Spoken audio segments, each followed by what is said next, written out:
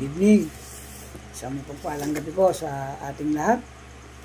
Share po tayo ng Word of God. Ito po yung Romans 6:23. Sinabi po roon na sapagkat kamatayan ng kabayaran ng kasalanan, ngunit ang walang bayad na kaloob ng Diyos ay buhay na walang hanggan sa pamamagitan ni Kristo Jesus na ating Panginoon. Sinabi doon na kamatayan ng kabayaran ng kasalanan, isang bagay na kahinat na ng tao na hindi kayang iwasan, yung kamatayan. Ngunit may mabuti pong balita. Sinabi doon din na, ngunit ang walang bayad na kaloob ng Diyos ay buhay na walang hanggan sa pamamagitan ni Kristo Jesus na ating Panginoon. Wala pong bayad, libre po. Tanggapin natin si Jesus bilang Lord and Savior at tayo po ay mapapabilang sa kanyang kaharian.